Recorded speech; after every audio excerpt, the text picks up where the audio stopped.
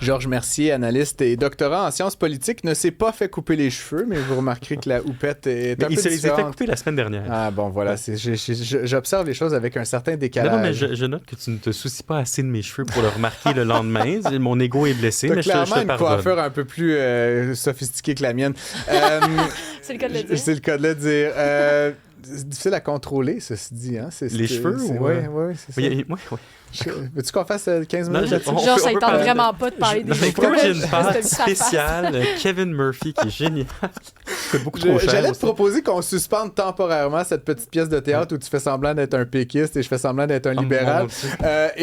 Pour parler de l'ambassadeur américain au Canada. Tiens, on va sortir de notre patrie et aller visiter la voisine. Pete Hoekstra, c'est comme ça qu'on dit son nom.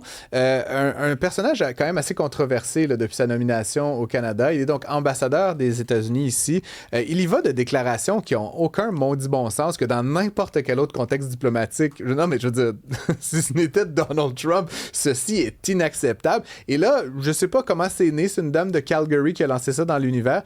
Quand j'ai vérifié il y a quelques heures, on était rendu à 60 000 signataires qui demandent à ce que M. Hoekstra soit expulsé de son poste d'ambassadeur. C'est quand même assez particulier. C'est particulier. Je suis persuadé que ça passerait bien auprès de la Maison-Blanche, c'est ça qu'on renvoie à l'ambassadeur des États-Unis. Bon, tu dis des déclarations incendiaires, controversées. D'accord, c'est pas le plus diplomate des diplomates. Au moins, il nous fait le cadeau d'être fidèle à son patron, M. Trump. Il est dans le ton trumpiste. Au moins, on sait à quoi s'attendre avec lui. Moi, ce qui m'a fait beaucoup rire, parce que ça m'a fait rire, cette histoire de pétition-là, c'est que c'est encore une forme de résistance qui coûte rien. Vous voyez, il y a des gens qui se lèvent le matin, qui voient une pétition en ligne, qui disent « Ah là, je suis fâché contre les méchants Américains », donc qui mettent leur courriel puis qui signent une pétition. Ce qui est curieux, c'est qu'elle est portée par Elizabeth May, cette pétition-là, qui pourrait l'amener à la Chambre des communes. L'unique élu du Parti vert, voilà, n'est-ce pas? Qui d'ailleurs cède sa place là, à un autre chef. Et donc, ça n'aura aucune conséquence. Non, ça n'aura aucune conséquence, mais c'est encore une manière de si on se rendait à 1 million de clicktivistes, là... Mais non, mais 1 million, 4 millions, 40 millions, je ne pense pas que ça changerait grand-chose.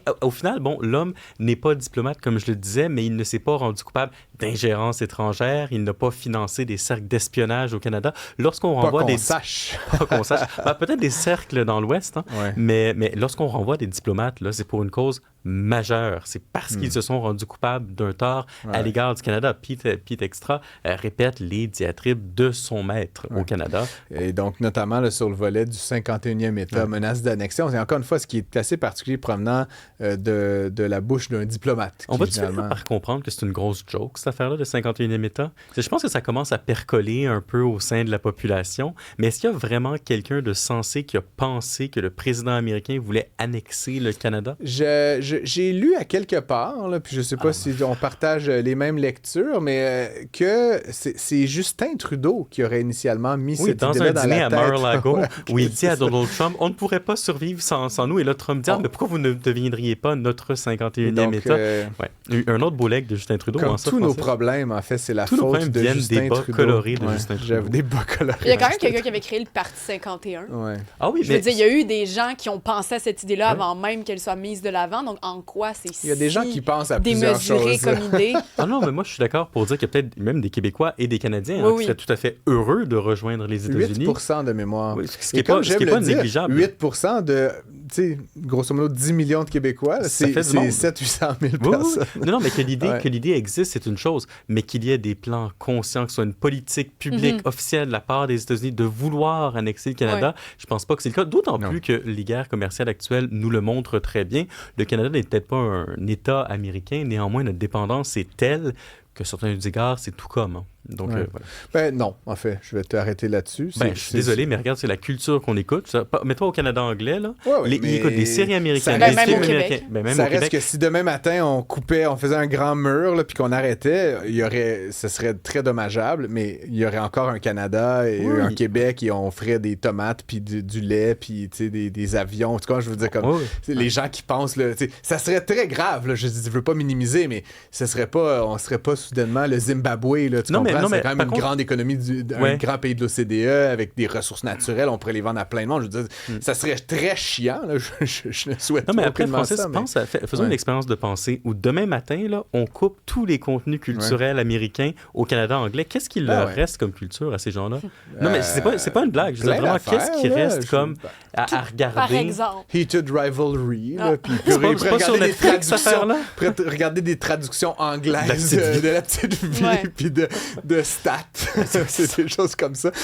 Bon, écoute, puisque, tu vois, chassons le naturel et revient au galop, on est déjà en train de reparler d'identité québécoise et canadienne. Mais ça va, je l'aime, l'identité québécoise. Mais juste un point sur la pétition, là, très rapidement. C'est encore une genre de forme de résistance costless. Puis une autre forme de résistance un peu costless, là, en bon français, c'est cette idée-là de conserver le fait de bannir les alcools américains de nos tablettes. Il n'y a pas un moment où les consommateurs canadiens pourraient être mis face à leurs responsabilités, qu'on donne ce nanan-là aux États-Unis, qu'on dirige la LCBO, la SAQ, à remettre l'alcool américain sur les tablettes. Et si vraiment les Canadiens et les Québécois ont une colonne vertébrale, ils ne l'achèteront pas. Les Américains, ils ne l'achèteront pas, le whisky. Donc pourquoi est-ce qu'on ne nous donne pas la chance de prouver notre parole? D'autant plus, ça c'est important aussi, qu'il y a un article dans Le Devoir qui nous apprenait que le voyage vers les États-Unis a augmenté cette année. On était à plus 13% depuis juillet dernier.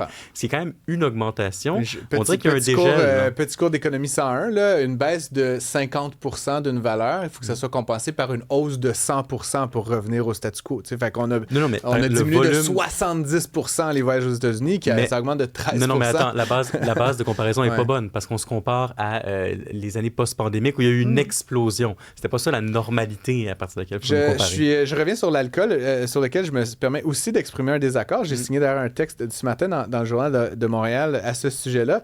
La stratégie sur l'alcool que j'ai beaucoup critiquée quand on l'a mise en place, puis tu sais, je suis le premier à critiquer la SAQ, c'est inefficace, ça nous donne évidemment pas d'incitatif à innover chez nous. Bref, je suis très hostile au monopole de manière générale, mais force est d'admettre que cette mesure-là, c'est une véritable épine dans le pied des Américains. Ça les emmerde royalement, puis je suis pas d'accord avec toi qu'on devrait juste la leur donner. Si on n'a pas beaucoup de leverage en bon français dans cette négociation-là, celle-là, ça les emmerde et c'est un truc qu'on peut donner en échange de quelque chose là. Je serais pas d'avis de juste dire on va l'enlever pour vos beaux yeux, comme on l'a fait avec la taxe sur les services numériques ou en plein d'autres affaires. Ce n'est pas un cadeau qu'on devrait donner gratuitement aux Américains, de mon point de vue. Non, ça, je suis d'accord. Parmi les concessions que nous-mêmes pouvons faire, c'en est une qui aurait une valeur. Mais c'est un truc qui est beaucoup plus facile à faire de la part de notre gouvernement que d'assouplir la gestion de l'offre, que de demander l'abolition des tarifs sur l'acier aluminium. C'est un truc qui est en notre pouvoir et surtout qui engagerait la population canadienne. C'est pas l'État qui viendrait nous enlever nos responsabilités ici. Mais en si bon chemin, Georges, peut-être qu'on devrait aussi démanteler les monopoles de l'alcool un peu partout au Canada. Tu sauras, Francis, que la SAQ, parfois, sur les grands vins, ça coûte moins cher au Québec qu'en Europe. Ouais. Donc, voilà. On fera l'étude de comparative, un de ces quatre. Il y a les négociations qui se poursuivent. C'est un peu une drôle de dynamique, là, ce qu'on voit, la pétition dont on parlait. Chacun des PM des provinces, il va de ces grands... Tout le monde se pavane, là, tu sais. Puis j'avais cette image là, aujourd'hui là, de Pierre Poilievre qui était une blague, là, mais qui disait « moi, si j'étais premier ministre, j'irais voir Donald Trump et je dirais dans les yeux « Enlève tes tarifs! » Et là, il enlèverait ses tarifs, tu sais, comme ça. Oui, impressionné par le charisme de Pierre Poilievre. Mais moi, ce que j'ai trouvé fascinant, c'est quand même, je pense, un article du Globe and Mail qui disait « Nos négociateurs canadiens ont dit aux Américains, il faut qu'on passe un accord tout de suite parce qu'après, on ne sera plus capable de faire passer un accord à la population canadienne si les contre-tarifs, si les tarifs de 50% entraient. C'est pas une position de force, ça. Puis c'est pas un gouvernement fort qui va voir un autre gouvernement pour lui dire « Écoutez, si ça aboutit pas maintenant, j'aurai plus le contrôle nécessaire pour pouvoir continuer à négocier avec vous. » Ça, c'est vraiment un aveu de faiblesse de notre part. On dirait qu'on veut rusher les choses en bon québécois. C'est peut-être pas nécessaire, d'autant plus qu'ils sont pas entrés en vigueur, ces fameux droits de douane additionnels de 50%. Ils entrent en vigueur mardi. On fait-tu un pari là-dessus? Oui. Accord, pas accord, s'ils ne vont pas être déplacés pendant une autre... Oui, mais c'est drôle parce que j'ai pris ce pari-là du côté de « il y aura un sursis avec quelqu'un d'autre plus tôt aujourd'hui », donc je ne peux pas prendre les deux côtés du pari. Ce ne serait pas éthique, cher ami. Un dernier point là-dessus, juste, si jamais il n'entre pas en vigueur, ces droits de douane de 50%-là additionnels, est-ce qu'on ne doit pas commencer à penser, au niveau du Canada, à des incitatifs aux compagnies qui auront été sauvées, en l'occurrence, par le fait que ces droits de douane n'entrent pas en vigueur, pour les inciter à s'autonomiser par rapport aux Américains? Parce qu'il y a un risque risque que on là, le fait déjà, ça, soit on dit en devrait passant. plus le faire. Puis plus Ouais, qu'un ouais. incitatif, ça pourrait mettre Mais j'ai eu le président de l'Association des fabricants de meubles du Québec ici là, à l'antenne il y a quelques jours, puis qui me disait, tu sais, envoyer un divan là, au Danemark, là, ça coûte la peau des fesses, puis les Danois, ils en font des pas pires divans. Là. Tu comprends? C'est qu'à un moment donné, les débouchés sont pas infinis. Il y a certaines places, certains pays en émergence là, qui veulent peut-être acheter canadien parce que genre le mythe canadien, mais tu comprends qu'on a des grains du grain Donc le Donald a raison sur notre dépendance. Partielle, évidemment. Il y a une raison géographique. Je termine rapidement. Elsie Lefebvre se présente, on le savait depuis quelques jours. Elle a annoncé aujourd'hui qu'elle se présentait dans Berthier. C'est un nouveau visage, mais un visage qu'on connaît ici dans l'univers québécois. Moi, c'est la justification qui m'a fait rire de choisir cette circonscription-là. Sa grand-mère aurait des racines là-bas. D'accord. Je veux dire, la raison pour laquelle elle choisit Non, mais sa grand-mère aurait des racines là-bas. Comme les Gosselins et l'île d'Orléans, là, genre en 1622. Là.